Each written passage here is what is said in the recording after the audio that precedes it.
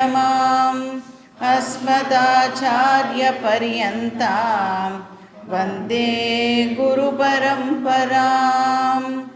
ॐ पार्थाय प्रतिबोधितां भगवता नारायणेन स्वयं व्यासेन ग्रथितां पुराणमुनिना मध्ये महाभारतम् अद्वैतामृतवर्षिणीं भगवतीम् अष्टादशाध्यायिनीम् अम्ब त्वामनुसन्ददामि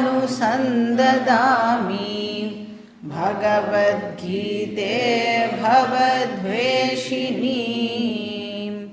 वसुदेवसुतं देवं कंसचाणूरमर्दनं देवकी परमानन्दं कृष्णं वन्दे जगद्गुरुं। मूकं करोति वाचालं पङ्गुं लङ्घयते गिरिं यत्कृपातमहं वन्दे परमानन्दमाधवम्। ॐ सहना भवतु सहनौ भुनक्तु सह वीर्यं करवावहै तेजस्विनावधीतमस्तु मा विद्विषावहै।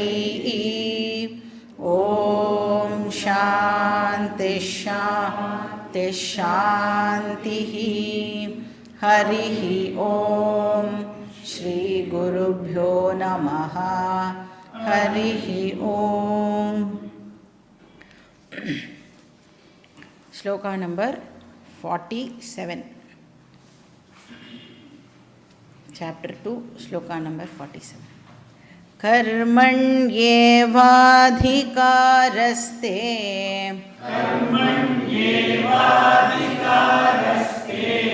मा फलेषु कदाचन मा कर्मफलहेतुर्भूः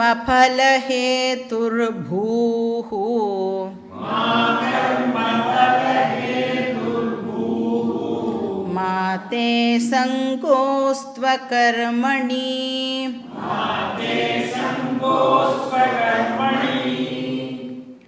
ஸோ இந்த ஸ்லோகத்தில் கிருஷ்ணர் வந்து கர்மயோகத்தை பற்றி இன்ட்ரடியூஸ் பண்ணுறார் அப்படின்னு பார்த்தோம். 46வது ஸ்லோகத்தில் ஆக்சுவலாக கர்மயோகம் இன்ட்ரடியூஸ் பண்ணப்படுறது. அதனுடைய தொடர்ச்சியாக இந்த ஸ்லோகத்துலேயும் கர்மயோகம் பற்றி கிருஷ்ணர் வந்து சில விஷயங்களை நமக்கு ப்ரெசென்ட் பண்ணுறார். அதாவது கர்மயோகத்தோட பிரின்சிபிள்ஸை இந்த ஸ்லோகத்தை சொல்கிறார் அப்படின்னு சொல்லலாம். ஸோ தே கர்மண்யேவ அதிகாரா அஸ்தி அப்படின்னு சொல்கிறார். என்ன அர்த்தம்? அர்ஜுனா, உனக்கு கர்மம் பண்ணுறதுக்கான அதிகாரம் இருக்குது. ஸோ என்ன சொல்ல வரார் கிருஷ்ணர் இங்கே? உனக்கு ஃப்ரீ வில் அப்படிங்கிற ஒரு விஷயம் கொடுக்கப்பட்டிருக்கு அப்படிங்கிறத தான் இந்த லைன் வந்து பாயிண்ட் அவுட் பண்ணுறது. அப்போ ஃப்ரீ வில் அப்படின்னு சொன்னால் எந்த விதமான ஆக்ஷனை பண்ணணும் அப்படிங்கிற சாய்ஸ் வந்து ஒரு மனுஷன்கிட்டையும் இருக்குது. ஸோ இது வந்து சரியா இல்லைனா தப்பா, இந்த நேரத்துக்கு நான் வந்து இப்போ இந்த ஆக்ஷனை பண்ணணுமா வேண்டாமா அப்படி எல்லாம் யோசித்து டிசைடு பண்ணுற அந்த கெப்பாசிட்டி வந்து ஒரு மனுஷனுக்கும் கொடுக்கப்பட்டிருக்கு. ஏன்னா நம்மளுக்கு கர்மேந்திரியங்கள்லாமும் இருக்கு இல்லையா? கை, கால், அதெல்லாம் வந்து என்ன இந்திரியங்கள்?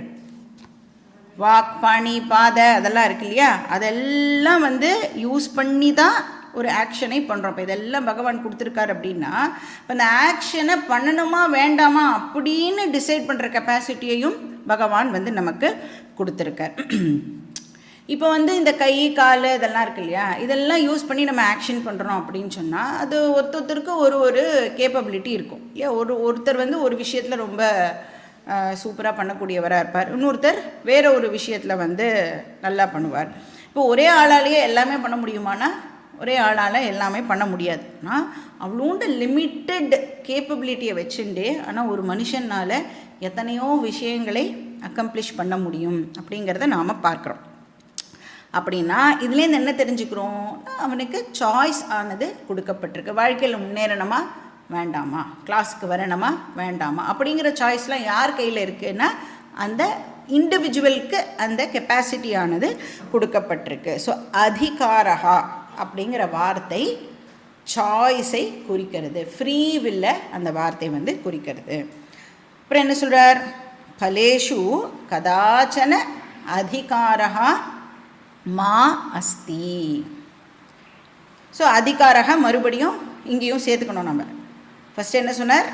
கர்மணி ஏவ அதிகாரக அஸ்தி அப்படின்னு சொன்னார். உனக்கு கர்மம் பண்ணுறதுக்கு சாய்ஸ் ஆனது கொடுக்கப்பட்டிருக்குன்னு சொன்னார். இப்போ அந்த அதிகாரங்கிற வார்த்தை சாய்ஸை குறிச்சுது அப்படின்னு சொன்னால் அந்த அதிகாரத்தை மறுபடியும் எங்கே போட்டுக்கணும்? பலேஷு கதாச்சன அதிகாரக மா அஸ்தி. ஸோ ஆக்ஷன் பண்ணுறதுல சாய்ஸ் இருக்குது, அதை ஃப்ரீ வில் அப்படின்னு சொல்கிறோம். இப்போ இங்கே என்ன சொல்கிறார்? பலேஷுன்னா என்ன அர்த்தம்? பலனில் உனக்கு அந்த சாய்ஸ் ஆனது இல்லை. மா அப்படின்னு சொன்னால் இல்லை அப்படின்னு அர்த்தம். அப்போ ஆக்ஷன் பண்ணுறதுல சாய்ஸ் இருக்குது அப்படின்னு சொன்னால் அகெயின் மனுஷன் இருக்கான்ல, மனுஷனுக்கு மட்டுமே இந்த சாய்ஸ் ஆனது இருக்குது. ஏன்னா எத்தனையோ ஜீவராசிகள் இருக்கா இல்லையா? இப்போ அனிமல்ஸ், பிளான்ட்ஸ் அதெல்லாம் எடுத்துட்டோன்னா அதுக்கு வந்து இந்த ஃப்ரீ வில் அப்படிங்கிற கெப்பாசிட்டி இருக்குமானா இல்லை. அதனுடைய ஸ்தூல சரீரத்துக்கு அதை எக்ஸிக்யூட் பண்ணுறதுக்கான கெப்பாசிட்டி இல்லை. அதனால தான் அந்த வார்த்தையை வந்து எப்படி சொல்லுவோம் சான்ஸ்கிரிட்டில் அப்படின்னா புருஷார்த்தகா அப்படின்னு சொல்லுவோம். புருஷார்த்தம் அப்படிங்கிற வார்த்தை நம்ம கேள்விப்பட்டிருக்கோம் இல்லையா? அது வந்து 2 மீனிங்கை புருஷார்த்தம் அப்படிங்கிற வார்த்தை வந்து கொடுக்கறது. நமக்கு தெரிஞ்ச புருஷார்த்தம் என்னது? தர்ம, அர்த்த, காம, மோக்ஷ, இதையும் புருஷார்த்தம்னு சொல்கிறோம். அப்படின்னா இந்த இடத்துல அர்த்தம் அப்படிங்கிற வார்த்தைக்கு கோல் அப்படிங்கிற மீனிங் ஏற்படுறது இல்லையா? புருஷ அர்த்தம் அப்படின்னு சொன்னால் புருஷனால் அடையப்படக்கூடிய அப்படின்னு அந்த வார்த்தையை சொல்கிறோம். இப்போ கோல்ஸ் செட் பண்ணால் இப்போ நான் வந்து அதை அடையணுமா வேண்டாமான்னு டிசைட் பண்ணுவேன்ல, அந்த சாய்ஸ் இருக்குல்ல, அதையும் சாஸ்திரம் வந்து புருஷார்த்தம் அப்படின்னே சொல்கிறது. அப்போ புருஷார்த்தம்னா ஃப்ரீவில்னு ஒரு அர்த்தம் இருக்குது, கோல் அப்படின்னும் ஒரு அர்த்தம் இருக்குது. ஸோ கான்டெக்ஸ்ட்டுக்கு ஏற்ற மாதிரி நாம் வந்து அதை அண்டர்ஸ்டாண்ட் பண்ணிக்கணும். ஸோ பலேஷு கதாச்சன அதிகாரா மா அஸ்தி. You to not have a choice over the result அப்படின்னு சொல்கிறேன். இப்போ இப்படி சொன்னதுனால இது அப்படியே மேலோட்டமாக இந்த வரியை வந்து நாம் படிச்சுட்டு போயிட்டோம் அப்படின்னு சொன்னால் நிறைய தப்பான அண்டர்ஸ்டாண்டிங்கும் ஏற்படுறதுக்கான சான்சஸ் இருக்குது. ஸோ இதை தப்பாக அண்டர்ஸ்டாண்ட் பண்ணிக்கிறவா தான் நிறைய பேர் வந்து இருக்கா அப்படின்னு சொல்லலாம். இப்போ ரிசல்ட்டில் சாய்ஸ் கிடையாது அப்படின்னு சொன்னால் ஃபஸ்ட்டு நம்மளுக்கு வர தாட் என்னவாக இருக்கும்? இப்போது உனக்கு வந்து நீ வந்து என்ன வேலை பண்ணணும் அப்படிங்கிறதுக்கு உனக்கு வந்து உன் கையில் சாய்ஸ் இருக்குப்பா, நீ பண்ணணுமா வேண்டாமா அப்படின்றத நீ முடிவு பண்ணலாம். ஆனால் நீ பண்ணினதுக்கப்புறமா அதுலேருந்து வந்து ஒரு பலன் வருதில்ல, ஒரு ரிசல்ட் வருதில்ல, அதில் உனக்கு சாய்ஸே இப்போ கிடையாது அப்படின்னு சொன்னால் ஃபஸ்ட்டு நம்மளுக்கு என்ன தாட் வரும்? ஆல்ரெடி அப்போது அதெல்லாம் டிசைடடா, டெஸ்டின்டு அப்படின்னு நினைப்போமா மாட்டோமா? நான் வேலை மட்டும் பண்ணணுமா, ஆனால் அந்த வர ரிசல்ட் இருக்கே அது வந்து ஆல்ரெடி முடிவு பண்ணப்பட்டதாக இருக்கும் அப்படின்னு சொன்னால் இது வந்து லாஜிக்கலாக கொஞ்சம் யோசிச்சா கூட இட் இஸ் நாட் ரைட் இல்லை. நான் கஷ்டப்பட்டு எஃபர்ட் எல்லாம் போட்டு எல்லாம் பண்ணுவேன், ஆனால் அதுக்கான ரிசல்ட் அப்படின்னு வரும்போது மட்டும் அதில் வந்து எனக்கு சாய்ஸ் கிடையாது அப்படின்னு சொன்னால் ஆல்ரெடி முடிவு பண்ணப்பட்டதுன்னா அதை தான் என்ன சொல்கிறோம்? கலோக்கியில் என்ன சொல்லுவோம்? அதை விதி அப்படின்னு சொல்லுவோமா? நீ என்ன பண்ணாலும் உன்னுடைய விதிப்படி தான் நடக்கும். ஸோ அப்படின்னு ஒரு குரூப் சொல்லுவாள். என்னது அந்த குரூப்பை தான் ஃபேட்டலிஸ்டிக் குரூப் அப்படின்னு சொல்லுவோம். விதிப்படி தான் எல்லாம் நடக்கும் அப்படின்னா விதிப்படி தான் எல்லாம் நடக்கும்னு நம்ம எதுவுமே அப்போ பண்ண வேண்டாமா? இப்போ அங்கே தான் இந்த கன்ஃபியூஷன் ஆனது எல்லாருக்கும் ஏற்படுறது. இப்போ நீங்கள் கம்பெனிஸ்லாம் வேக்கன்சி இருந்ததுன்னு வச்சுக்கோங்களேன், எங்கேயாவது இன்டர்வியூக்கு போனேன் அப்படின்னு சொன்னால், பெரிய கம்பெனின்னு வச்சுக்கோங்க, ஒரே ஒரு பொசிஷன் இருக்குது அப்படின்னா அதுக்கு வந்து ஒரு 25 பேரை வந்து ஷார்ட் லிஸ்ட் பண்ணி வச்சுருக்கான் அப்படின்னா, ஒரு ஆளை வந்து ஆல்ரெடி செலக்ட் பண்ணிட்டான்னு வச்சுக்கோங்க. அப்போ இந்த 25 பேர் வந்திருக்காளே வாழலாம் வந்து சும்மா ஏன்னா ரிப்போர்ட் காமிக்கணும்ல, இவ்வளோ பேர் வந்தால் இன்டர்வியூ அட்டென்ட் பண்ணால் அதில் வந்து இந்தந்த குவாலிஃபிகேஷன்லாம் இவளுக்கு இல்லை, therefore we selected this person அப்படின்னு காமிக்கணுங்கிறதுக்காக ஒரு கணக்குக்காக என்ன சொல்லுவா, ஐ வாஷ் அப்படின்னு சொல்லுவாள்ல, அந்த மாதிரி. அப்போ நம்ம பண்ணுற ஆக்ஷன்ஸ் எல்லாம் ஐ வாஷு, ஆனால் ஏதோ ஒன்று ஆல்ரெடி டிசைடு பண்ணப்பட்ட ரிசல்ட்டு தான் எனக்கு கிடைக்கும் அப்படின்னா இது ஒத்துக்கிற மாதிரி இருக்கா? இல்லை இல்லையா? ஸோ நிறைய பேர் ஆனால் இதை இப்படி தான் அன்ஃபார்ச்சுனேட்டாக தப்பாக அண்டர்ஸ்டாண்ட் பண்ணிட்டு இருக்கான். ஸோ இப்படி சொல்கிறது மூலமாக அப்போ கிருஷ்ணர் வந்து இன்டைரக்டாக என்ன சொல்ல வர்றார், நீ போடுற எல்லா எஃபர்ட்டும் வேஸ்ட்டு, நான் என்ன ஆல்ரெடி டிசைட் பண்ணி வச்சுருக்கேனோ அதுதான் நடக்கும் அப்படின்னு பகவான் நம்மக்கிட்ட வந்து சொன்னால் ஒத்துப்போமா நம்ம முதல்ல? இல்லை பகவான் தான் அப்படி வந்து சொல்லுவாரா, நீ என்ன வேணால் பண்ணு, உன் இஷ்டத்துக்கு நீ என்ன வேணால் பண்ண, ஆனால் நான் என்ன ரிசல்ட் கொடுப்பேனோ அதை தான் கொடுக்க போகிறேன் அப்படின்னு பகவான் ஒரு நாளைக்கும் நம்மக்கிட்ட வந்து சொல்ல மாட்டார் இல்லையா? இப்போ நமக்கு தெரியும் யார் போடுற எஃபர்ட்டும் ஒரு நாளைக்கும் வேஸ்ட்டாக போக போகிறது இல்லை. என்ன எஃபர்ட் போட்டாலும் அதுக்கு உண்டான பலன் நமக்கு டெஃபினட்டாக கிடைக்க தான் போகிறது. ஏன்னா கர்மா அப்படின்னு சொல்லிட்டாலே கண்டிப்பாக அந்த கர்மாவுக்கு ஒரு ரிசல்ட் வரும். அது சின்ன ஆக்ஷனோ இல்லை பெரிய ஆக்ஷனோ. சின்ன ஆக்ஷன்னா சின்ன கல் சின்ன லாபம், பெரிய கல் பெத்த லாபம் மாதிரி சின்ன ஆக்ஷன் சின்ன ரிசல்ட் கிடைக்கும், பெரிய ஆக்ஷன் பெரிய ரிசல்ட்டு நம்மளுக்கு கிடைக்கும். ஸோ அப்ராப்ரியேட் ரிசல்ட் வந்து டெஃபினட்டாக கிடைக்கும். ஓ கிருஷ்ணர் இங்கே அந்த லைன் மூலமாக என்ன சொல்ல வரார் அப்படின்னா, அந்த ரிசல்ட் இருக்கே அது உன்னுடைய எஃபர்ட்டுனால் மட்டும் முடிவு பண்ணப்படுற விஷயம் இல்லை. அதை தான் அப்படி சொல்கிறார். உனக்கு பலன் இல்லை, சாய்ஸ் இல்லை அப்படின்னு சொல்கிறது மூலமாக கிருஷ்ணர் என்ன சொல்கிறார் நம்மளுக்கு அப்படின்னா, உன்னோட எஃபர்ட்டுனால் மட்டும் இந்த ரிசல்ட் ஆனது முடிவு பண்ணப்படுறது இல்லை. உன் effort plus various other factors. உன் எஃபர்ட் டெஃபினட்டாக அதில் இருக்குது, அது கூட சேர்ந்து பாக்கி நிறைய ஃபேக்டர்ஸும் அதில் இன்வால்வ் ஆகிருக்கு. அப்போ நம்மளுடைய எஃபர்ட்டை டோட்டலாக யூஸ்லெஸ் அப்படின்னு நம்மளால் டிஸ்கார்டு பண்ணிட முடியாது. ஆர் டோட்டலாக நான் போடுற எஃபர்ட்டுனால் மட்டுமே எனக்கு வந்து இந்த ரிசல்ட் ஆனது கிடைச்சிது அப்படின்னு டோட்டலாக அதையும் நம்மளால் ஓனப் பண்ண முடியாது. இப்போ ஃபார் எக்ஸாம்பிள் இங்கே கிளாஸ் நடக்கணும் அப்படின்னு சொன்னால், கிளாஸ் நடக்கணும்னா மெயினாக யார் இருக்கணும்? இப்போ நான் வந்து வந்துட்டேன்னு வச்சுக்கோங்க, கிளாஸுக்கு வந்து கிளம்பி வந்துட்டேன், அப்போ மட்டும் கிளாஸ் நடந்துடுமா? அது கேட்குறது யாராவது ஒருத்தர் 2 பேராவது இந்த பக்கம் இருக்கணும். சரி டீச்சர் வந்தாச்சு ஸ்டூடெண்ட்டும் வந்தாச்சுன்னா கிளாஸ் நடக்குமா அப்படின்னா, மைக் இருக்கணும், ரெக்கார்ட் பண்ணுறதுக்கு எல்லா இதுவும் இருக்கணும், அந்த அது பேர் என்ன ட்ரைபாட்லாம் இல்லைனாலும் வேறு ஏதாவது மேக் ஷிஃப்ட் இதெல்லாமும் இருக்கணும், லைட் இருக்கணும், ஃபேன் இருக்கணும், அப்புறம் மழை எல்லாமே நம்மளுக்கு வந்து ஹெல்ப் பண்ணோம்ல, மழை இல்லாமல் இருக்கணும். So many factors R involved. நம்ம மட்டும் போடுற எஃபர்ட்னால நம்மளுக்கு ரிசல்ட்டு கிடைக்கிறது இல்லை. இதை வந்து நன்னா நம்மளுடைய மனசில் பதிய வச்சுக்கணும். நான் நன்னா தானே பண்ணேன், நான் எதுவுமே தப்பு பண்ணலையே, நான் கரெக்டாக தானே பண்ணேன், ஆனால் எனக்கு இந்த ரிசல்ட் ஏன் வந்தது? இப்போ நம்ம இன்டர்வியூவில் கூட சொல்லுவோம்ல, எல்லா கொஸ்டினுக்கும் நான் நன்னா தான் ஆன்சர் பண்ணேன், ஆனால் என்ன செலக்ட் பண்ணலையே அப்படின்னா, so many factors are involve. இப்போ வந்து நான் நன்னா பண்ணேன்னா உனக்கு தெரிஞ்ச ஆன்சரை நீ சொன்னேன், ஆனால் அந்த இன்டர்வியூவர் இருக்கார்ல, அவர் என்ன ஆன்சரை உங்ககிட்டேருந்து எதிர்பார்க்குறாருன்னு உனக்கு எப்படி தெரியும்? அவர் எந்த மூடில் வந்து உட்காந்துண்டு இன்றைக்கி வந்து உன்னை கேள்வி கேட்குறாருன்னு எப்படி தெரியும்? So many uncontrollable factors R involved. So இந்த ரிசல்ட்டில் உன்னுடைய எஃபர்ட் மட்டும் அந்த ரிசல்ட்டை டிட்டர்மைன் பண்ணுறது இல்லை. ஸோ நிறைய ஃபேக்டர்ஸும் அதுக்கு கான்ட்ரிபியூட் பண்ணுறது அப்படின்னு கிருஷ்ணர் இங்கே சொல்கிறார். அப்போது நம்மளுடைய எஃபர்ட் வந்து ஒன் ஆஃப் தி ஃபேக்டர்ஸ், அதை வந்து நல்லா அண்டர்லைன் பண்ணி போட்டுக்கணும். அப்போ நான் கான்ட்ரிபியூட் பண்ணுறேன்ல, அதுக்கு பேர் ஃப்ரீவில்.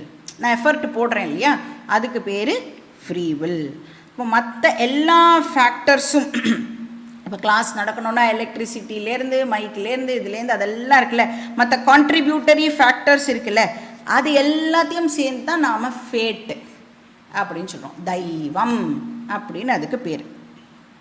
இப்போ இங்கே வந்து இப்போ கிளாஸ் நடக்கிறது அப்படின்னு சொன்னால் என்னோட ஃப்ரீவில் மட்டும் இருந்தால் போராது.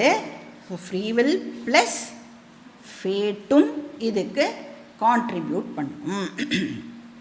அப்போ ஃப்ரீவில் ப்ளஸ் ஃபேட்டு தான் ரிசல்ட்டை டிட்டர்மைன் பண்ணுறது.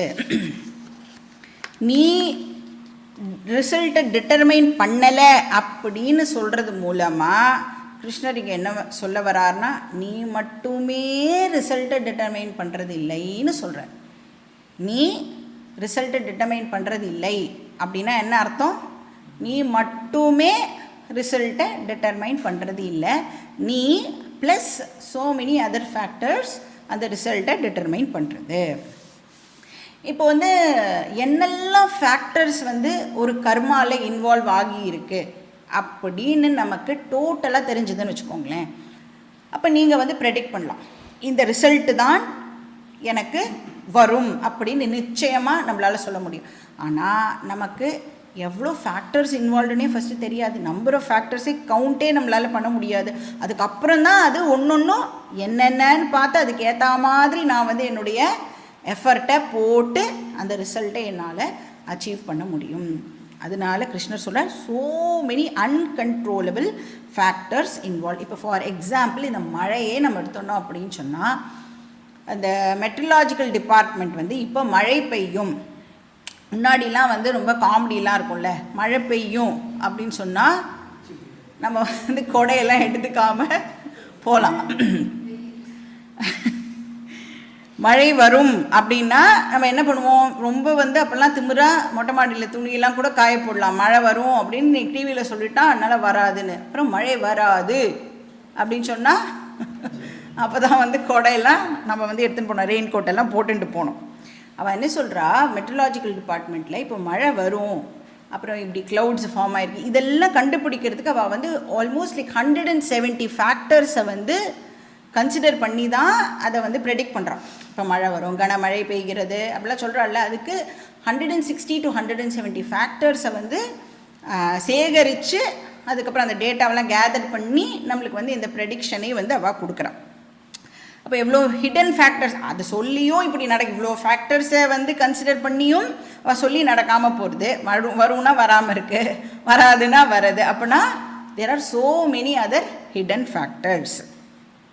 அப்போது ரிசல்ட்டை வந்து நம்மளால் ப்ரெடிக்ட் பண்ண முடியாது அப்படிங்கிற நாலேஜ் இப்போ நமக்கு வந்த உடனே இப்போ இல்லைன்னு தெரிஞ்சுக்கிறோம் இல்லையா. டெஃபினட்டாக என்னோடய எஃபர்ட் மட்டும் ரிசல்ட்டை டிட்டர்மைன் பண்ணுறதில்ல, result plus so many other unknown ஃபேக்டர்ஸும் இந்த ரிசல்ட்டை டிட்டர்மைன் பண்ணுறது அப்படிங்கிற அறிவு நமக்கு வந்த உடனே இந்த ஹாப்பினஸ் அப்படின்னு சொல்கிறோம்ல, எதுக்கு ஆக்ஷன்லாம் பண்ணுறோம், அதுலேருந்து வரும் ஒரு ரிசல்ட் வரும், அந்த ரிசல்ட் மூலமாக நான் வந்து ஆனந்தத்தை அடையணும் இதனே. அந்த ஹாப்பினஸை ரிசல்ட் பேஸ்டாக யாராவது வச்சுப்பாளா? இப்போ எனக்கு தெரிஞ்சு போச்சு ரிசல்ட் வந்து என்னோடய எஃபர்ட்னால் மட்டும் கிடையாதுன்ற விஷயம் எனக்கு தெரிஞ்சு போச்சுன்னா, அப்போது ரிசல்ட் இஸ் அன்பிரெடிக்டபிள் அப்படின்னு தெரிஞ்சு போச்சுன்னா, என்னுடைய ஹாப்பினஸை நான் அன்பிரெடிக்டபிள் ரிசல்ட்டை டிபெண்ட் பண்ணி வச்சுப்பேனா? அந்த ரிசல்ட் இப்படி வந்தால் நான் சந்தோஷமாக இருப்பேன், அந்த ரிசல்ட் இப்படி வரலைன்னா நான் சந்தோஷமாக இருக்க மாட்டேன் அப்படின்னு சொல்கிறது எவ்வளோ ஒரு முட்டாள்தனம். இதை தான் கிருஷ்ணர் நம்மளுக்கு புரிய வைக்கிறதுக்கு ட்ரை பண்ணுறேன். ஹாப்பினஸ்ஸே அப்புறம் எப்படி ஆகிடும், அன்பிரெடிக்டபிளாக ஆகிடும். எப்படி ரிசல்ட் அன்பிரெடிக்டபிளாக இருக்கோ அது மாதிரி ஹாப்பினஸும் வந்து அன்பிரெடிக்டபிளாக ஆகிடும். அப்போது சந்தோஷமே வந்து அன்பிரடிக்டபிள் ஆகிடுதுனா நம்மளோட லைஃபு அதுவும் டோட்டலி அன்பிரடிக்டபிளாக ஆகிடும். அதனால் இந்த ரிசல்ட் இருக்குல்ல, ஏதோ ஒன்று பண்ணுறோம், அதுக்கு ஒன்று ஏதோ ஒரு ரிசல்ட் கிடைக்கிறதில்ல, அது கிருஷ்ணர் சொல்கிறார், சும்மா ஒரு அவாந்தர பலமாக வச்சுக்கோ. சைடில் கிடைக்கிற ஒரு சைடை சும்மா அது எனக்கு கிடைக்கிறது அப்படின்னு வச்சுக்கோ. அதில் உன்னுடைய ஃபோக்கஸை போடாதேன்னு சொல்கிறார். இந்த ரிசல்ட்டு தான் எனக்கு கிடைக்கணும்னு நீ ரிசல்ட்டில் உன்னுடைய ஃபோக்கஸை போடாத, அதில் கவனத்தை போடாத. அப்போ எங்கே நான் வந்து இப்போ ஃபோக்கஸ் பண்ணணும்? போடுற எஃபர்ட்டில் ஃபோக்கஸை பண்ணு. எஃபர்ட்டில் நான் வந்து இப்போ ஃபோக்கஸ் பண்ணால் எனக்கு என்ன கிடைக்கும்? மெச்சூரிட்டி கிடைக்கும். மென்டல் மெச்சூரிட்டி நமக்கு ஏற்படும். இன்டர்னல் க்ரோத் வந்து நமக்கு கிடைக்கும். இப்போ அந்த எஃபர்ட் போடுறோம்ல, ஒரு ஆக்ஷனை பர்ஃபார்ம் பண்ணும்போதே நீ ஜாய்ஃபுல்லாக பண்ணுன்னு சொல்கிற. நீ வந்து ஆக்ஷன் பண்ணுறேன்னு சொல்கிற, அப்புறம் இந்த ஆக்ஷன்லேருந்து நான் ஒரு ரிசல்ட்டை எதிர்பார்ப்பேன், நான் எதிர்பார்க்குற ரிசல்ட் வந்தால் தான் நான் சந்தோஷமாக இருக்கேன் அப்படின்னு இப்போ சொல்கிறியே, அதை நீ கொஞ்சம் மாற்றி யோசின்னு சொல்கிற. நீ ஆக்ஷன் பண்ணும்பொழுதே ஜாய்ஃபுல்லாக அந்த ஆக்ஷனை பண்ணு. அது மூலமாக ஒரு ரிசல்ட் வருதுல்ல, அதை வந்து நீ செகண்டரியாக கன்சிடர் பண்ணுன்னு சொல்கிற. ரிசல்ட் மேலே உன்னுடைய ஃபோக்கஸுக்கு கொண்டே போகாத. அது என்னவா வேணாலும் வரட்டும். ஏன் அது என்னவா வேணாலும் வரும்? உன் எஃபர்ட் மட்டும் அதுக்கு ரீசன் கிடையாது. There are so many other factors involved. இப்போ வந்து ஒரு வேலையை தலைவிதியேன்னு பண்ணி அதில் எனக்கு ஏற்ற மாதிரி ஒரு ரிசல்ட் வந்து அந்த ரிசல்ட் மூலமாக நான் ஹாப்பினஸ் அடையிறது அப்படின்னு சொன்னால் அது வந்து நன்னாவே இல்லைல்ல, கேட்குறதுக்கே வந்து நன்னா இல்லை. இப்போ எந்த வேலை பண்ணினாலும் ஜாய்ஃபுல்லாக பண்ணணும். எல்லோரும் வந்து வீட்டில் வந்து சொல்கிற விஷயம் என்ன, நான் மட்டும்தான் இந்த வீட்டில் எல்லா வேலையும் பண்ண வேண்டியிருக்கு, யாருமே வந்து ஹெல்ப் பண்ணுறது இல்லை, நானே எவ்வளோ நாள் பண்ணுறது, இதெல்லாம் வந்து ரெகுலர் டயலாக்ஸில். இப்போ கிருஷ்ணர் சொல்கிறார், கத்தினாலும் புலம்பினாலும் அழுதாலும் வேறு யாருமே பண்ண மாட்டா, நீ தான் அந்த வேலையை பண்ணி ஆகணும். அப்போ பண்ணும்போதே இந்த அறிவோடு நாம் பண்ணிட்டோம் அப்படின்னு சொன்னால் ரிசல்ட்டுக்காக நாம் வெயிட் பண்ண வேண்டிய அவசியம் இல்லை. ஏன் அப்படின்னா already I enjoyed while doing the work. அந்த ஆனந்தம் எனக்கு பண்ணும்போதே கிடச்சிடுது.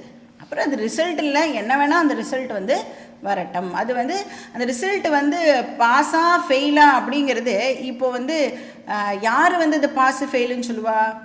பாக்கி உலகத்தில் இருக்கிற மக்களுக்கு வேணால் அது ஃபெயிலியர் சக்ஸஸ் அப்படின்னு இருக்கும். ஆனால் நான் பண்ணும்போதே அதை என்ஜாய் பண்ணி பண்ணினதுனால எனக்கு ஃபெயிலியர் அப்படிங்கிற ஒரு விஷயமே இப்போது இருக்காது.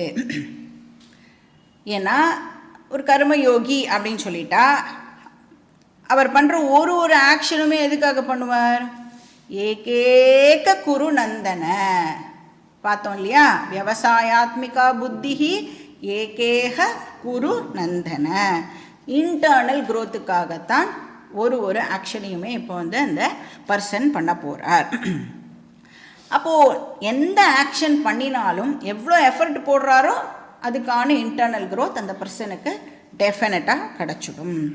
அப்போ அந்த ரிசல்ட் வந்து அந்த பர்சனுக்கு ஒரு பொருட்டாகவே இருக்காது. அது சக்ஸஸாக இருக்கலாம், இல்லை ஃபெயிலியராகவும் இருக்கலாம். ஏன்னா சக்ஸஸாக ஃபெயிலியரா அப்படிங்கிறத வந்து பாக்கி இருக்கிறவா தான் வந்து அதை ஜட்ஜ் பண்ணி இது சக்ஸஸ் இது ஃபெயிலியர் அப்படின்னு சொல்கிறான். ஆனால் நாம் வந்து நம்மளை எப்படி ஜட்ஜ் பண்ணிக்கிறோம்? ஒரு கர்மயோகி தன்னை எப்படி ஜட்ஜ் பண்ணிப்பான் அப்படின்னா இன்டர்னல் க்ரோத்தை வச்சு தான் அந்த பர்சன் தன்னை வந்து ஜட்ஜ் பண்ணிப்பான். ஸோ மா பலேஷு கதாச்சனை, எப்போவுமே நீ வந்து அந்த எக்ஸ்டர்னல் அக்கம்ப்ளிஷ்மெண்ட்டுக்காக பாடுபடாதே அப்படின்னு கிருஷ்ணர் இங்கே சொல்கிறார். ஏன்னா அது உன் கையில் இல்லை. ஆனால் உன்னோட இன்டர்னல் க்ரோத் உன் கையில் இருக்குது. அதனால நீ வந்து பண்ணும் பொழுது அந்த ஆக்ஷனில் அந்த ஃபோக்கஸை பண்ணி அந்த ஆக்ஷனை பண்ணு அப்படின்னு சொல்கிற. கர்ம பலே ஹேதுஹு பூஹு. நீ வந்து வேலை பண்ணும்போது உன்னோட ஃபோக்கஸ் வந்து இப்போ சம்பாதிக்க போகிற பணத்துலேயோ இல்லைனா நான் பண்ணினதுனால எனக்கு கிடைக்க போகிற பேர்லேயோ புகழ்லையோ ஸ்டேட்டஸ்லேயோ உன்னோட ஃபோக்கஸை வைக்காதன்னு சொல்கிறேன். அதுதான் அவர் மீன் பண்ணுறது. அந்த வெளி விஷயங்கள் மேலே நீ வந்து ஃபோக்கஸை வைக்காத. ஏன்னா அது வந்து அன்பிரடிக்டபிள். இன்றைக்கி ப்ரொமோஷன் கொடுப்பா, நாளைக்கே வந்து நீ ஒழுங்காகவே வேலை பார்க்கல அப்படின்னு அதே மேனேஜரே வந்து உன்னை திட்டிட்டு போவா. ஸோ இந்த அப்ரைசல் ரேட்டிங்காக தானே ஆஃபீஸில் எல்லோரும் மாங்குன்னு வந்து ஹோல் இயர் வந்து உழைக்கணும். நம்ம வந்து என்ன எக்ஸ்பெக்டேஷன் இருக்கும், ஒரு எம்ப்ளாயிக்கும் 1 வாங்கணும் அப்படின்னு அது 1 to 5, இந்த ஸ்கேல் ஆஃப் 1 to 5னா 1 வாங்கினா ஹையஸ்ட்டுன்னு வச்சுக்கோங்களேன். 5னா வந்து சாட்டிஸ்ஃபேக்ட்ரி அப்படின்னா எல்லாருக்கும் என்ன ஆசை இருக்கும், 1 அப்படின்னு. அவள் வந்து அந்த பெல் கர்வ் அப்படின்னு ஒன்று வச்சுட்டுருப்பா. அதனால எல்லாருக்கும் 1 கொடுத்துட முடியுமா அப்படின்னா கொடுக்க மாட்டான். ஸோ மோஸ்ட்டாக பார்த்துல எல்லாருக்கும் 3. நீ மனசும் கஷ்டப்படாத, ரொம்பவும் உன்னை சந்தோஷப்பட விடாமல் 3 ஆவரேஜாக நீ வந்து ஒர்க் பண்ணியிருக்க அப்படின்னு சொல்லுவாள். அப்போ அந்த மாதிரி நம்ம ரேட்டிங் 1 இப்போ எதிர்பார்த்தோம் அப்படின்னா அது வந்து மெட்டீரியல் கெயினை நான் எதிர்பார்க்குறேன்னு அர்த்தம். ஆனால் ரேட்டிங் 1 வரணும் அப்படின்னு சொல்லி நான் வந்து ஒரு எஃபர்ட் போட்டிருப்பேன்ல, அதில் ஃபோக்கஸ் பண்ணி நீ வந்து அந்த வேலையை பண்ணியிருந்தேன்னா நிச்சயமாக உனக்கு மென்டல் மெச்சூரிட்டி, நீ எவ்வளோ எஃபர்ட் போட்டியோ அவ்வளோக்கான மென்டல் மெச்சூரிட்டி உனக்கு கிடைக்கும் அப்படின்னு சொல்கிறார். ஸோ ஹேத்துஹு அப்படின்னா இந்த இடத்துல மோட்டிவ். எதுக்கான மோட்டிவ்? அந்த மெட்டீரியல் கெயினுக்கான மோட்டிவ். அதில் உன்னுடைய ஃபோக்கஸ் இருக்கக்கூடாது அப்படிங்கிறார். இப்போ நான் வந்து பேருக்காகவும் புகழுக்காகவும் வந்து ஒர்க் பண்ணுறேன் அப்படின்னு சொன்னால் என்ன ஆகும், ரேட்டிங் 1 இந்த வாட்டி கொடுத்துட்டான்னு வச்சுக்கோங்க, நான் எப்படி இருப்பேன், அப்படியே வானத்துக்கும் பூமிக்கும் தக்கான குதிச்சுட்டு இருப்பேன். அடுத்த மாதமே கூப்பிட்டு சொல்லுவாள், ரேட்டிங் 1 கொடுத்து உன்னை நான் வந்து இப்படிலாம் நினச்சேனேப்பா, நீ என்னப்பா இப்படி பண்ணிட்ட அப்படின்னா என்ன ஆகும் நம்மளுடைய மனசு? இப்போது மேலேருந்து கீழே விழுந்தா எவ்வளோ அடிப்படும். அதுக்கு 3ல இருந்து கொஞ்சம் திட்டு வாங்கினா கூட ரொம்ப ஒன்றும் தெரியாது நம்மளுக்கு இல்லை. 1 கூட்டின்னு போயிட்டு நீ ஒழுங்காகவே பண்ணலை அப்படின்னு சொன்னால் எப்படி வலிக்கும். இப்போ வந்து வேர்ல்டு நம்பர் 1 பணக்காரனாக இருப்பான் ஒரு நாளைக்கு. அவனுடைய அந்த ஷேரெல்லாம் வச்சு தானே அவனை வந்து வேர்ல்டு நம்பர் 1 2 பண்ணுறான். அந்த ஷேர் மார்க்கெட் வந்து டவுன் ஆச்சுன்னா 1ல் இருக்கிறவன் அப்படியே ஒரு நாள்லேயே கூட வந்து ஒன்றுமே இல்லாதவனாக கூட ஆகிறதுக்கு எல்லா சான்சஸும் இருக்குது. அப்போ லைஃப் அப்படின்னு சொல்லிட்டாலே அதை வந்து நம்மளால் வந்து என்ன நடக்கும் அப்படிங்கிறதை ப்ரெடிக்ட் பண்ண முடியாது. ஏன்னா நெக்ஸ்ட்டு மினிட் என்ன நடக்கும் அப்படின்னு நமக்கு தெரியாது. அதனால் நீ வந்து வெளி ரிசல்ட்டை வச்சு உன்னுடைய மன திருப்தியை டிசைட் பண்ணாதே அப்படின்னு சொல்கிறார். மா கர்ம பலஹேதுஹு பூஹு. அப்போ எதில் ஃபோக்கஸ் இருக்கணும்? ஃபோக்கஸ் ஆக்ஷனில் இருக்கணும். நீ போடுற எஃபர்ட்டில் இருக்கணும். அந்த ஆக்ஷன் மூலமாக கிடைக்க போகிற லேர்னிங்கில் ஃபோக்கஸ் இருக்கணும். அது மட்டும் இல்லை, இங்கே என்ன சொல்கிறார், மாதே சங்கோஸ்துவ கர்மணி. இப்போ வந்து நான் என்னோடய லைஃப்பில் வந்து ஃபெயிலியரை ஃபேஸ் பண்ணுறேன் அப்படின்னு சொன்னால் இப்போ என்னோடய டெண்டன்சி எப்படி இருக்கும்? ஃபெயிலியர் மட்டுமே நான் என் வாழ்க்கையில் பார்த்துட்டு இருக்கேன்னு வச்சுக்கோங்க. அப்போ எப்படி சொல்லுவான், எப்படி பேசுவான் அந்த பர்சன்? எல்லாம் என் தலை விதி, எனக்கு மட்டும் பகவான் வந்து கஷ்டத்தையே கொடுத்துட்டுருக்கார், கஷ்டத்தை தவிர நான் வந்து வேறு எதுவும் பார்த்ததே இல்லை. அப்போ வந்து நான் உப்பு விற்கலான்னு போனால் மழை பெய்யுறது, மாவு விற்கலான்னு போனால் காத்தடிக்கிறது, நான் எது பண்ணாலும் விளங்கவே மாட்டேங்கிறது அப்படின்னு. இப்போது ஃபெயிலியர், நான் என்ன பண்ணாலும் ஃபெயிலியர் தான் ஆகிறது அப்படின்னு சொல்லி இப்போ அந்த பர்சன் வந்து எதுவுமே பண்ணாமல் இருக்கிறதுக்கு ட்ரை பண்ணலாமா? நான் எந்த ஆக்ஷன் பண்ணாலும் அது வந்து ஒழுங்காகவே சக்ஸஸ் ஆக மாட்டேங்கிறதுன்னு சொல்லிட்டு, இப்போ சப்போஸ் அந்த பர்சன் வந்து நான் எதுவுமே பண்ணாமல் இருந்தால் சக்ஸஸ் ஆகுது, ஃபெயிலியர் ஆகுது அப்படின்னு உட்காந்துக்கலாமான்னா அப்படியும் நீ உட்காரக்கூடாது அப்படிங்கிறத கிருஷ்ணர் இங்கே சொல்கிறார். ஏன்னா எதுவுமே பண்ணாமல் இருந்தா எங்கே அந்த ஃபெயிலியர் இல்லை, அப்படியே அந்த குண்டு சட்டியில் குதிரை ஓட்டின்னு இருக்க முடியுமானா அதுவும் பண்ணக்கூடாதுன்னு சொல்கிறார். அப்படி பண்ணுறது ரொம்ப ரொம்ப தப்பு. அதனால தான் கிருஷ்ணர் இங்கே என்ன சொல்கிறார், உன்னுடைய இன்டர்னல் க்ரோத்துக்கு உனக்கு ஆப்பர்ச்சுனிட்டி கொடுக்கப்பட்டிருக்கு. அப்படின்னா என்ன அர்த்தம்? மனுஷனுக்கு மட்டும்தான் ஃப்ரீவில் இருக்குது அப்படின்னு சொல்கிறோம். அந்த ஃப்ரீவில்லை இன்டர்னல் க்ரோத்துக்கு பயன்படுத்தணும்னு சொல்கிறோம். அப்போ இந்த மனுஷ ஜென்மமே எதுக்கு கொடுக்கப்பட்டிருக்கு அப்படின்னா இன்டர்னல் க்ரோத்தை அடையிறதுக்காக மட்டுமே இந்த மனுஷ ஜென்மமானது கொடுக்கப்பட்டிருக்கு. அந்த எக்ஸ்டர்னல் விஷயங்கள்லாம் இருக்கே அதெல்லாம் சும்மா அவாந்திர பலனாக உனக்கு கிடைக்கிறது. இப்போ நீ ஆஃபீஸ்லாம் போகிறோமே, ஆஃபீஸே எதுக்கு போகணுன்றார் கிருஷ்ணர். அப்படின்னா இங்கே சம்பளம் வாங்கிறதுக்கும் ஆஃபீஸ் போகக்கூடாது. சம்பளம்ங்கிறது உன்னுடைய சைடு எஃபெக்டாக, நீ ஆஃபீஸ் போகிறதுக்கு சைடு எஃபெக்டாக உனக்கு சம்பளம் கிடைக்கிறது. ஆஃபீஸ் போகிறது உனக்கு என்ன கொடுக்கணும்னா இன்டர்னல் க்ரோத்தை கொடுக்கணும். அப்போ நாம் பண்ணுற வேலை எதை ஃபோக்கஸ் பண்ணி பண்ணணும்? என்னுடைய மைண்டு மெச்சூரிட்டி, மென்டல் மெச்சூரிட்டிக்காக நான் இந்த வேலைகளை எல்லாம் பண்ணிட்டுருக்கேன். அதை தான் கிருஷ்ணர் இங்கே நம்மளுக்கு சொல்கிறேன். இப்போ மெட்டீரியல் பெனிஃபிட்டில் ஃபோக்கஸை வைக்காதே. நீ பண்ணுற எஃபர்ட்டில் போட்டேன்னா ஃபோக்கஸை உனக்கு ஸ்பிரிச்சுவல் க்ரோத் டெஃபினட்டாக கிடைக்கும். இப்போ ஆக்டிவ் லைஃப் இருக்கு இல்லையா, அது உன்னுடைய க்ரோத்துக்கு கான்ட்ரிபியூட் பண்ணும். 6வது சாப்டரில் சொல்கிறார், ஆருருக்ஷோ முனேர் யோகம் கர்ம காரண முச்சியத்தே யோகாரூடஸ்ய தஸ்யைவ க்ஷம காரண முச்சியத்தே அப்படின்னு சொல்கிறார். இப்போ ஆக்டிவ் லைஃபும் உன்னுடைய ஸ்பிரிச்சுவல் க்ரோத்துக்கு கான்ட்ரிபியூட் பண்ணும், வித்ரான் லைஃபும் உன்னுடைய ஸ்பிரிச்சுவல் க்ரோத்துக்கு கான்ட்ரிபியூட் பண்ணும் அப்படின்னு சொல்கிறேன். இப்போ ஆக்டிவ் லைஃப் அப்படின்னு சொன்னால் கிரகஸ்த ஆசிரமம். கிரகஸ்த ஆசிரமத்தில் கிடைக்கிற பலனை சந்நியாச ஆசிரமத்தினால கொடுக்க முடியாது. சந்நியாச ஆசிரமத்தில் கிடைக்கக்கூடிய பலனை கிரகஸ்தாசிரமத்தால் கொடுக்க முடியாது. அப்போ ஆக்டிவ் லைஃப்பில் என்ன கிடைக்குமோ அது ஆக்டிவ் லைஃப்பில் கிடைக்கும், வித்ரான் லைஃப்பில் என்ன கிடைக்குமோ அது அங்கே கிடைக்கும். அதனால தான் டிஃப்ரெண்ட் ஆசிரமாஸாக நம்மளுக்கு பிரித்து கொடுத்துருக்கா. பிரவிற்த்தி மார்க்கம் அண்ட் நிவிருத்தி மார்க்கம் ரெண்டுமே இம்பார்ட்டண்ட். நம்ம ஸ்டார்ட் பண்ணும்பொழுது எதில் ஆரம்பிப்போம்? பிரவிற்த்தி மார்க்கத்தில் தான் ஆரம்பிப்போம். ஏன்னா நம்ம எல்லாருக்கும் ஆரம்பிக்கும் பொழுது எது நன்னா தெரியும்னா அர்த்த காம தான் நமக்கு ரொம்ப நன்னா தெரியும். ஸோ அர்த்தமும் காமாவும் நல்லா என்ஜாய் பண்ணணும், நிறையா பணம் சம்பாதிக்கணும், இது மட்டும்தான் நம்மளுக்கு இனிஷியலாக தெரிஞ்ச விஷயம்.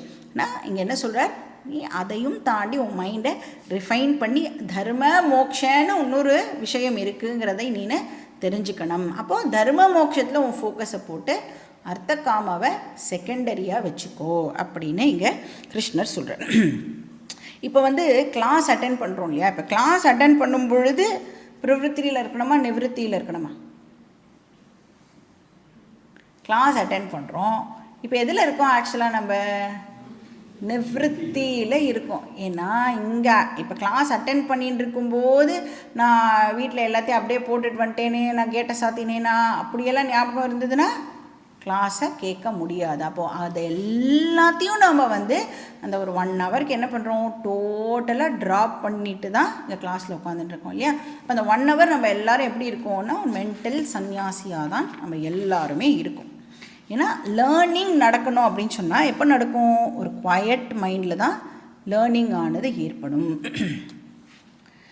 ஸோ வெளிமுகமாக அந்த மைண்ட் இப்போது இருக்கக்கூடாது. அப்போ தான் உள்ளே இந்த கேட்குற விஷயங்கள் எல்லாம் போகும். அதனால் கிருஷ்ணர் இங்கே என்ன சொல்கிறார், அர்ஜுனா ஆக்ஷனும் இம்பார்ட்டண்ட் வித்ராவலும் இம்பார்ட்டண்ட் அப்படின்னு சொல்கிறார். இப்போ லைஃபோட ஃபஸ்ட்டு ஸ்டேஜில் ஆக்டிவ் லைஃபு, செகண்ட் ஸ்டேஜ் அந்த வித்ராவல் லைஃபு. ஸோ இப்போ இங்கே என்ன சொல்கிறார், அர்ஜுனா நீ இப்போ தான் முதல் ஸ்டேஜில் இருக்க. அவன் ஆக்சுவலாக என்ன பண்ண ட்ரை பண்ணிகிட்டு இருக்கான், எல்லாத்தையும் விட்டுட்டு ஓடுறதுக்கு ட்ரை பண்ணுறான் இல்லையா. இப்போ கிருஷ்ணர் அவனுக்கு சொல்லி புரிய வைக்கிறார், நீ எந்த ஸ்டேஜில் இருக்கேன்னு முதல்ல அசஸ் பண்ணு. இப்போ நீ இப்போ ஆக்டிவ் லைஃப்பில் இருக்கிற ஒரு பர்சனாக இருக்க, அதனால் நீ என்ன உனக்கு கொடுக்கப்பட்டிருக்கிற டியூட்டியோ அதை பண்ணியே ஆகணும். அதனால் இங்கே என்ன சொல்கிறார், அகர்மணி சங்கஹா மா அஸ்து. கர்மணின்னா ஆக்ஷன்ஸ்ன்னு சொன்னால், அகர்மணின்னா இன் ஆக்ஷன் பண்ணாமல் இருப்பது. அகர்மணி சங்கஹா மா அஸ்து, இன்ஆக்ஷனில் அட்டாச்மெண்ட் வைக்காத. நான் இன்ஆக்டிவாக இருக்கேனே, பண்ணாதானே பிரச்சனை வருது, பண்ணாமலேயே இருக்கேனேன்னு சொல்லி சும்மா உட்காரத்துக்கு முயற்சி பண்ணாதேன்னு அதையும் கிருஷ்ணர் சொல்ல. ஏன்னா நம்மளை பற்றி எல்லாம் நல்லா தெரியும் கிருஷ்ணருக்கு.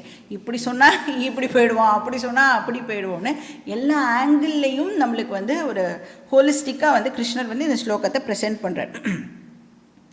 இப்போ இங்கே காலேஜுக்கு போனால் பாஸ் பண்ணணும், வேலைக்கெலாம் போகணும், வேலைக்கு போய் நான் வந்து எப்படி இருந்தாலும் ரிட்டையர் ஆகணும், ரிட்டையர் ஆகி சும்மா தான் இருக்கணும், எதுக்கு அதுக்கு ஃபஸ்ட்டே பாயிண்ட்டு அப்படின்னு முதல்லேருந்தே சும்மா இருக்க முடியுமானா இருக்க முடியாது இல்லையா. உள்ளே போகணும், வெளியில் வரணும், ஸ்கூலுக்கு போகணும், ஸ்கூல் விட்டு வெளில வந்துடணும், காலேஜுக்கு போகணும், காலேஜ் வெளியில் வந்துடணும் இல்லையா. இந்த மாதிரி தான் நீ வேலையை பண்ணணும். எதுவுமே பண்ணாமல் உன்னால் சும்மா இருக்க முடியாது அப்படின்னு சொல்கிறார். ஏன் சும்மா இருக்க முடியாது அப்படிங்கிறத நம்ம வந்து 3rd சாப்டரில் பார்ப்போம். 3rd சாப்டர் கர்மயோகம் சாப்டரில் அதையும் வந்து நம்மளுக்கு எக்ஸ்பிளைன் பண்ண போகிறார். அதனால் அர்ஜுனா, நீ வந்து உன்னோட ரெஸ்பான்சிபிலிட்டியிலேருந்து எஸ்கேப் ஆகாதே. ஏன்னா நம்ம எல்லாருக்கும் சும்மா இருக்கிறது தான் பிடிக்கும்ல. எதுவுமே யாரும் சொல்லாமல் ஜாலியாக அப்படியே இருந்துவிட்டா நல்லா தான் இருக்கும். அப்படியெல்லாம் உன்னால் இருக்க முடியாது. நீ ஏதாவது பண்ணணும், அதுக்கு 4 பேர்கிட்ட திட்டு வாங்கணும், ஒரு 5 பேர்கிட்ட பாராட்டு வாங்கணும். இப்படி தான் உன்னோட லைஃப் மாறி மாறி போயின்னு இருக்கும் அப்படிங்கிறத கிருஷ்ணர் இங்கே சொல்கிறார். ஸோ ஆல் த டைம் நீ வந்து உன்னோட ஃபோக்கஸ் எதில் இருக்கணும்னா இன்டர்னல் க்ரோத்தில் உன்னுடைய ஃபோக்கஸ் ஆனது இருக்கணும். எக்ஸ்டர்னல் க்ரோத்தில் உன்னோட ஃபோக்கஸ் இருக்கக்கூடாது. அதான் இந்த ஸ்லோகம் சொல்கிறது. நெக்ஸ்ட் ஸ்லோகம், ஸ்லோகா நம்பர் 48. யோகஸ்ய குரு கர்மாணி யோகஸ்த குரு கர்மாணி சங்கம் த்யக்த்வா தனஞ்சய சித்ய சித்யோ சமோ பூத்வா சமத்வம் யோக உச்யதே.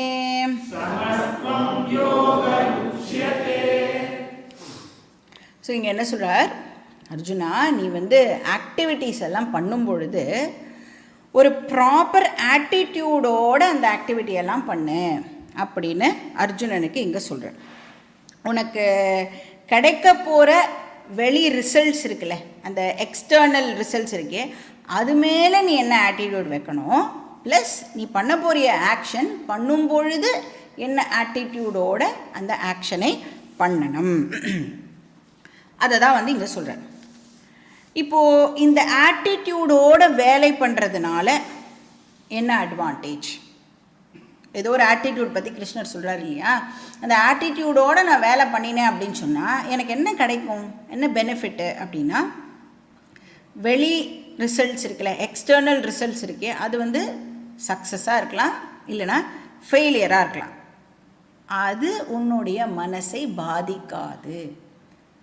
சக்ஸஸ் வந்தாலும் மனசு பாதிக்காது, ஃபெயிலியர் வந்தாலும் உன் மனசு பாதிக்காது. எப்போ அந்த ஆட்டிடியூடோட, ப்ராப்பர் ஆட்டிடியூடோடு நாம் எல்லா ஆக்ஷன்ஸையும் பண்ணுறதுக்கு கற்றுட்டோம் அப்படின்னு சொன்னால் ரிசல்ட்ஸ்னால் என்னுடைய மனசு பாதிக்காது. அது வந்து பாசிட்டிவ் ரிசல்ட்டாக இருந்தாலும் சரி, நெகட்டிவ் ரிசல்ட்டாக இருந்தாலும் சரி.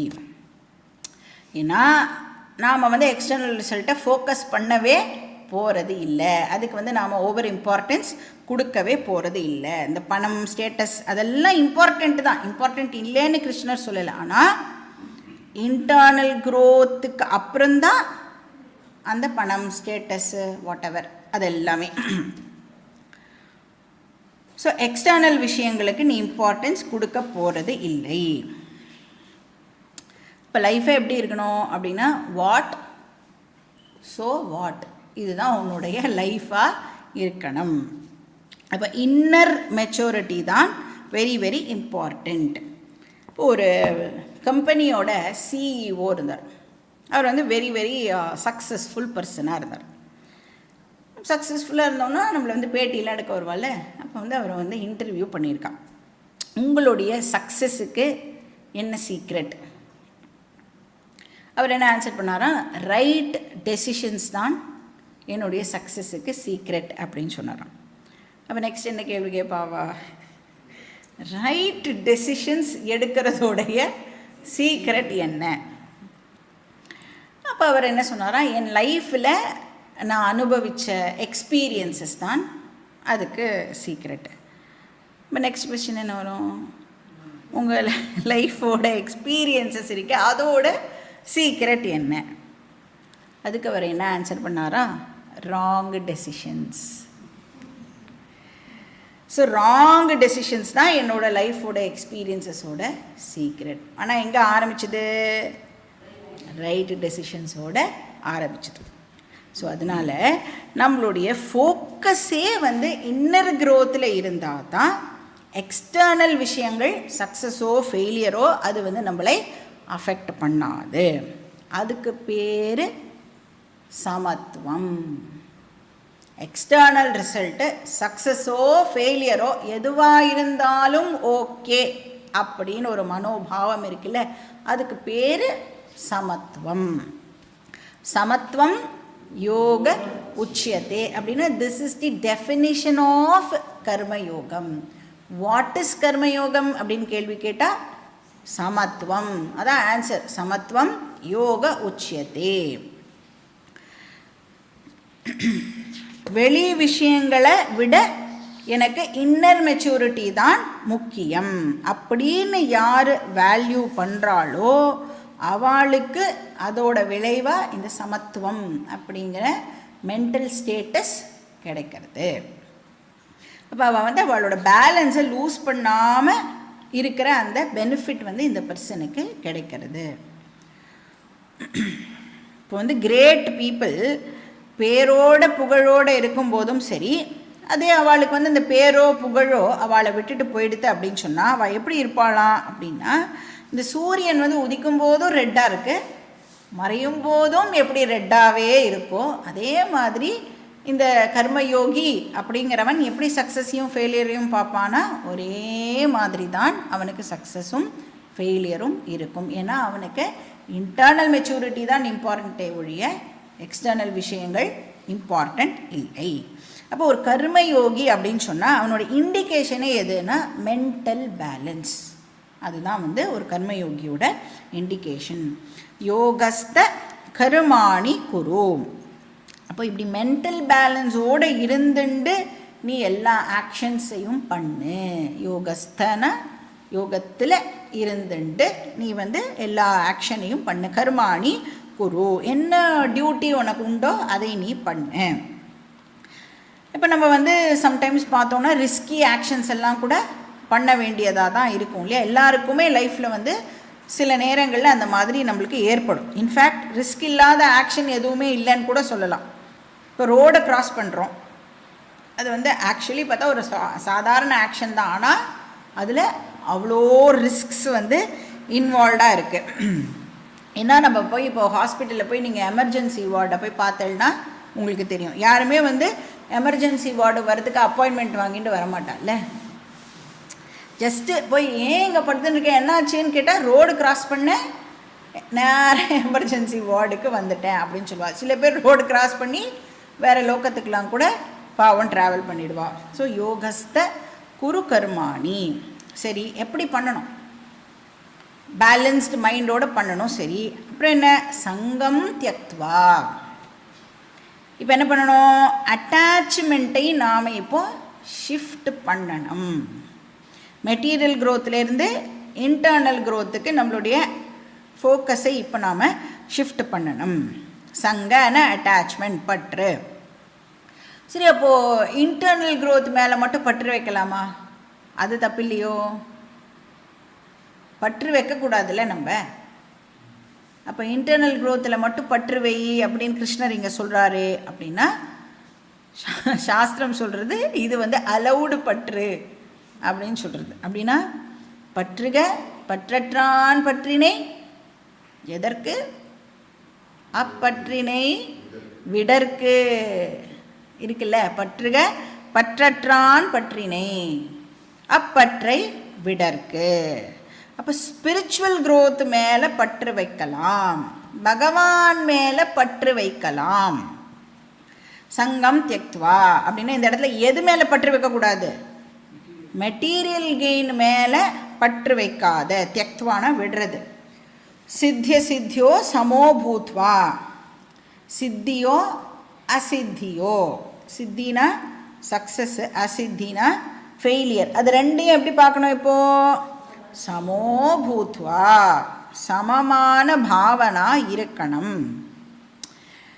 இப்போது மெட்டீரியல் க்ரோத்தை விட ஸ்பிரிச்சுவல் க்ரோத் இம்பார்ட்டண்ட் அப்படின்னு நான் டிசைடு பண்ணிட்டேன் அப்படின்னு சொன்னால் நேச்சுரலாக எனக்கு மெட்டீரியல் க்ரோத் மேலே இருக்கிற ஃபோக்கஸ் போயிடும். அதுக்கு நான் கொடுக்குற இம்பார்ட்டன்ஸ் வந்து டெஃபினட்டாக கம்மியாயிடும். அப்போ கர்மயோகத்தோட டெஃபினிஷனே என்னதுன்னா சமத்துவம். சமத்துவம் யோக உச்சியது, ஈக்வானிமிட்டி அப்படின்னு சொல்லுவோம்ல, அதோடு இருக்கிறதுக்கு பேர் கர்மயோகம். அப்போ கர்மயோகம் அப்படின்னா it is not a particular type of action.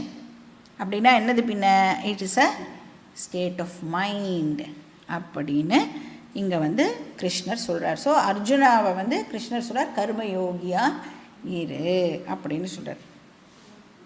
இப்போ வந்து இந்த ரிசல்ட்டில் வந்து நம்ம சக்ஸஸோ ஃபெயிலியரோ அப்படின்னா ஏன் வந்து சமமாக எடுத்துக்கணுன்னா, ரிசல்ட் மேலே எனக்கு சாய்ஸே இல்லை, அதை நான் மட்டுமே டிசைடு பண்ணுறது இல்லை. இந்த அறிவெல்லாம் அங்கே வேலை பண்ணணும் நம்மளுக்கு. அப்படியே வந்து சும்மா நான் எதாக இருந்தாலும் அப்படியே எடுத்துட்டுருவேன்னு இல்லை. ஏன் நான் அப்படி எடுத்துக்கணும், ஏன்னா எனக்கு ரிசல்ட் மேலே அதிகாரம் கிடையாது. ஏன் எனக்கு ரிசல்ட் மேலே அதிகாரம் கிடையாது, ஏன்னா என்னோடய எஃபர்ட் மட்டும் இந்த ரிசல்ட்டை கொடுக்கல. There are so many other factors. அந்த ஃபேக்டர்ஸ் எல்லாம் என்னன்னு கூட எனக்கு தெரியாததுனால என்ன வந்தாலும் நான் வந்து அதை சமமாக பாவிக்கணும். நெக்ஸ்ட் ஸ்லோகம், ஸ்லோகா நம்பர் 49. தூரேண ஹ்யவரம் கர்ம புத்தியோகா தனஞ்சய புத்தௌ சரணமன்விச்ச கிருபணா ஃபலஹேதவஹ. இந்த ஸ்லோகத்தில் வந்து கிருஷ்ணர் 2 விதமான பீப்புளை கம்பேர் பண்ணி நம்மளுக்கு சொல்கிறார். அதாவது அவளுக்குள்ளே இருக்கிற டிஃபரன்சஸை வந்து இந்த ஸ்லோகம் மூலமாக பாயிண்ட் அவுட் பண்ணுறார். ஒருத்தர் வந்து கர்மி, இன்னொருத்தர் வந்து கர்மயோகி. அதாவது கர்மயோகமாக பண்ணாதவாளை வந்து கர்மி அப்படின்னு சொல்கிறோம். வெறும் ஆட்டிடியூட் இல்லாமல் வெறும் ஆக்ஷன் மட்டும் பண்ணுறவாளை வந்து கர்மி அப்படின்னு சொல்கிறோம். இன்னொருத்தர் வந்து கர்மயோகி. அப்போ அந்த கர்மியை வந்து எதுக்கு இம்பார்ட்டன்ஸ் கொடுப்பான் அப்படின்னா, எக்ஸ்டர்னல் க்ரோத்துக்கு தான் அவன் வந்து இம்பார்ட்டன்ஸ் கொடுப்பான். அவனுக்கு இன்டர்னல் க்ரோத்தெல்லாம் வந்து ஒரு விஷயமாகவே அவன் கன்சிடர் பண்ண மாட்டான். அதனால ரிசல்ட் வரும்போது சக்ஸஸ் இருந்ததுன்னா துள்ளி குதிப்பான், ஃபெயிலியர் ஆகிடுது அப்படின்னா துவண்டு போயிடுவான். ஸோ கிருஷ்ணர் சொல்கிறார் கர்மயோகி சக்ஸஸ் அண்ட் ஃபெயிலியர் இது ரெண்டுத்துலேயுமே எப்படி இருப்பான், கர்மயோகி பேலன்ஸ்டாக இருப்பான். ஸோ கர்ம தூரேன ஹ்யவரம். அவரம் அப்படின்னு சொன்னால் இன்ஃபீரியர் அப்படின்னு அர்த்தம். தூரேன ஹி அவரம் அப்படின்னா ஃபார் இன்ஃபீரியர் அப்படின்னு அர்த்தம். அப்போ மெட்டீரியலிஸ்டிக் பீப்புளுடைய கர்மா ரொம்ப ரொம்ப இன்ஃபீரியர். யாரை கம்பேர் பண்ணும் பொழுது அவளுடைய கர்மா ரொம்ப ரொம்ப இன்ஃபீரியர், புத்தி யோகாத். கர்மயோகி பண்ணுற கர்மயோகத்தோடு கம்பேர் பண்ணும் பொழுது. ஏன்னா கர்மயோகத்தோட ஆர் கர்மயோகியுடைய மெயின் ஃபீச்சரே வந்து ஆக்ஷன் கிடையாது, என்னது ஆட்டிடியூட். அதனால் வந்து கர்ம யோகத்துக்கே இன்னொரு பேர் என்ன அப்படின்னு பார்த்தா புத்தி யோகா அப்படின்னு ஒரு பேர் இருக்குது அதுக்கு. இப்போ கர்மியோட கர்மா ரொம்ப இன்ஃபீரியர். அதனால் என்ன பண்ணணும், புத்தௌ சரணமன்விச்ச. அப்போ கர்மயோகத்தை நீனு சரணடை அப்படின்னு இங்கே கிருஷ்ணர் சொல்கிறார். அதை நீ ஃபாலோ பண்ணு, ப்ராப்பர் ஆட்டிடியூடோடு நீ வந்து கர்மா பண்ணு. இல்லைனா என்ன ஆகும், பலஹேதவஹா.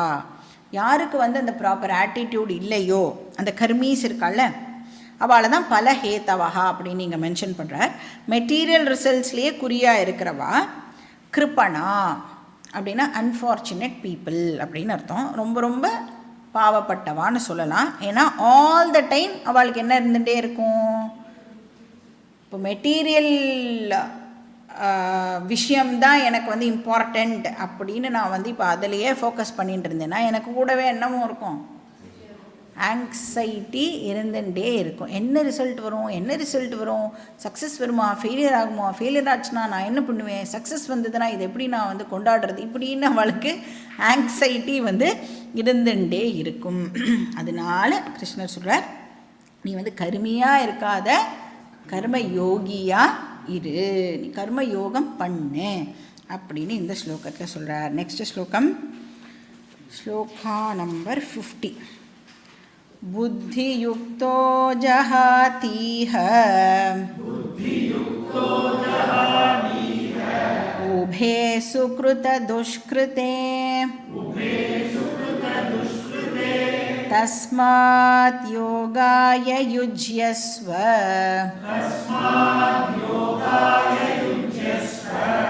योगः कर्मसु कौशलम्.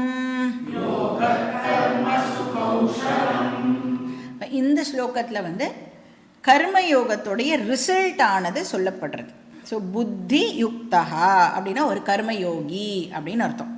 யாருக்கு ப்ராப்பர் புத்தி இருக்கோ, புத்தினா இந்த இடத்துல என்னென்ன அண்டர்ஸ்டாண்ட் பண்ணிக்கணும், ஆட்டிடியூட் அப்படின்னு அண்டர்ஸ்டாண்ட் பண்ணிக்கணும். ஸோ ப்ராப்பர் பெர்ஸ்பெக்டிவ் யாருக்கு இருக்கோ, அப்போது யாருக்கு வந்து தன்னோட லைஃபுடைய ப்ரையாரிட்டிஸில் கிளாரிட்டி இருக்கும், எது எனக்கு லைஃப்பில் ஃபஸ்ட்டு ப்ரையாரிட்டி, எது எனக்கு செகண்டரி அப்படிங்கிற கிளாரிட்டி யாருக்கு இருக்கோ அவளை நாம் வந்து புத்தி யுக்தகா அப்படின்னு சொல்லலாம். யுக்தகானாலே ஸ்கில் இருக்கிற ஒரு பர்சன் அப்படின்னு சொல்லலாம். இப்போ புத்தி யுக்தகானா ஆட்டிடியூட் ப்ராப்பராக இருக்கிற ஒரு பர்சன். அவளுக்கு என்ன ஆகும், அவள் என்ன ஆவாளாம் அப்படின்னா, டெஃபினட்டாக அந்த பர்சன் ஞான யோகியாக ஆவான் அப்படின்னு கிருஷ்ணர் இங்கே சொல்கிறார். இப்போ புத்தி யுக்தகான கர்மயோகி. இப்போ கர்மயோகி கொஞ்ச நாளில் என்னவா ஆவான், ஞான யோகியாக ஆகிறான். நேச்சுரலாக கர்மயோகம் என்ன பண்ணுன்னா ஒரு பர்சனை ஞான யோகத்துக்கு லீடு பண்ணும். ஏன்னா இப்போ இந்த கர்மயோகியோடைய மைண்ட் இப்போ என்ன தேட ஆரம்பிக்கும் அப்படின்னா, எது வந்து பெர்மனண்ட்டாக இருக்கக்கூடிய விஷயம் அப்படின்னு அவனோட மைண்ட் வந்து இப்போது சர்ச் பண்ண ஆரம்பிக்கும், எது வந்து லாங் லாஸ்டிங்காக இருக்கும். ஏன்னா இப்போ இந்த பர்சன் வந்து தன்னுடைய எக்ஸ்பீரியன்ஸஸ்லேருந்து நிறைய லெசன்ஸ் எல்லாம் கற்றுக்க ஆரம்பிச்சிருப்பா இல்லையா. ஏன்னா காம் மைண்ட் இருக்கும், பேலன்ஸ்டு மைண்ட் இருக்கும், அதனால் நிறைய விஷயங்களை வந்து லேர்ன் பண்ண ஆரம்பிக்கும் பொழுது இந்த பர்சனுக்கு என்னவும் தோண ஆரம்பிக்கும், எது வந்து நித்தியம் அப்படின்னு இந்த பர்சன் இப்போது தேட ஆரம்பிப்பார். அப்படி அந்த பர்சன் வந்து தன்னுடைய வாழ்க்கையையே வந்து அலசி ஆராயும் பொழுது என்ன தெரிஞ்சுப்பா, நான் வந்து இவ்வளோ காலம் அனித்தியமான விஷயங்கள்கிட்டே இருந்து நித்தியமான ஹாப்பினஸை தேடிண்டு இருந்திருக்கேன் அப்படின்னு இந்த பர்சனுக்கு ஒரு நாளைக்கு புரிய வரும். இப்போ எவ்வளோ பெரிய முட்டாளாக நான் இவ்வளோ நாள் இருந்திருக்கேன். இப்போ வந்து ஸ்போர்ட்ஸ்லாம் இருக்குல்ல, இப்போ வந்து இந்த விம்பிள்டன்லாம் சொல்கிறாள் டென்னிஸில் 5 வருஷம் கண்டினியூஸாக டைட்டில் வாங்கின ஒரு பர்சன் 6வது வருஷமும் டைட்டில் வாங்குவார்னு என்ன நிச்சயம், 6வது வருஷம் கண்டிப்பாக தோற்று போகிறதுக்கு கூட சான்ஸ் இருக்குது. அப்போ அந்த பர்சன் எப்படி ஃபீல் பண்ணுவான், இப்போ 2 மேட்ச்சில் செஞ்சுரி அடிச்சுட்டு எல்லாருக்கும் என்ன எக்ஸ்பெக்டேஷன் இருக்கும், 3வது மேட்ச்லேயும் அவன் செஞ்சுரி அடிக்கணும் அப்படின்னு. ஆனால் வந்து நின்ன உடனே அவுட் ஆயிட்டான்னா, இப்போ இந்த கர்மயோகி என்ன டிஸ்கவர் பண்ணுறான்னா, நான் எப்பவும் இதே தப்பை தான் பண்ணின்னு இருக்கேன், பர்மனெண்ட்டாக இல்லாத விஷயத்துக்கிட்டேருந்து பர்மனெண்ட் ஹாப்பினஸ்ஸை நான் வந்து எதிர்பார்த்துட்டு இருக்கேன். Seeking permanent happiness from impermanent things. அதாவது இன்செக்யூர் திங்ஸ்கிட்டேருந்து செக்யூரிட்டியை நான் எதிர்பார்க்கிறேன். நம்ம ஃப்ளாட்டு செக்யூரிட்டி மாதிரி தான்.